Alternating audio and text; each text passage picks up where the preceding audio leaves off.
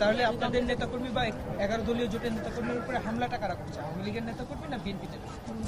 বিএনপির নেতৃত্বে আওয়ামী লীগের নেতাকর্মীরা এবং বিএনপির সন্ত্রাসীরা তারা সারা দেশে আমাদের 11 দলীয় জোটের নেতৃবৃন্দের উপর হামলা করছে এবং যে আসনগুলোতে আমরা জয়ী হয়েছি সেই আসনগুলোতেও তারা হামলা করছে। তাদের একটা কমন কথা হচ্ছে যে নির্বাচনে বা ওই অঞ্চলের প্রার্থী এনসিপি কিংবা জামাতের হলেও সরকার তো তারা গঠন করছে, সুতরাং দেশে যে কোনো কিছু করার অধিকার তাদের আছে। তা আমরা ঠিক একই রকম আওয়ামী লীগের সময়ে আওয়ামী লীগের ভোট চুরি নির্বাচনের পরে যেমন তাণ্ডব দেখতে পেতাম সেই একই রকম তাণ্ডব আমরা দেখতে পাচ্ছি। আপনারা যদি খেয়াল করেন যে জুলাই গণঅভ্যুত্থানের সফলতার পর ঠিক 4-5 ঘন্টার মধ্যে আমাদের জুলাই গণঅভ্যুত্থানের সকল নেতৃবৃন্দ আমরা সবাই ভিডিও বার্তা দিয়ে সারা দেশের মানুষকে আহ্বান জানিয়েছিলাম যে আপনারা ভিন্ন মত থাকা সত্ত্বেও আপনারা আইন নিজের হাতে তুলে নেবেন না, আপনারা যারা গণহত্যার সাথে জড়িত তাদেরকে পুলিশের হাতে তুলে দিন, তাদের বিরুদ্ধে কোনো ধরনের নিজেরা উদ্যোগী হয়ে ব্যবস্থা গ্রহণ করবেন না, তাদের বাড়ি ঘরে হামলা করবেন না। আপনারা সেটা দেখেছেন। আমরা এবং আমাদের নেতাকর্মীরা সারা দেশে জুলাই গণঅভ্যুত্থানের আমাদের সহযোদ্ধারা সারা দেশে এবং রাজনৈতিক দলগুলো থেকেও সারা দেশে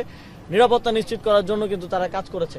অথচ আমরা এখানে বিএনপিকে দেখলাম যে এক ধরনের চুপচাপ বসে থেকে তারা এটা এনজয় করছে, বিএনপির শীর্ষ নেতৃত্ব এনজয় করছে যে সারা দেশে ভিন্ন মতের উপর যে দমন পীড়ন চলছে।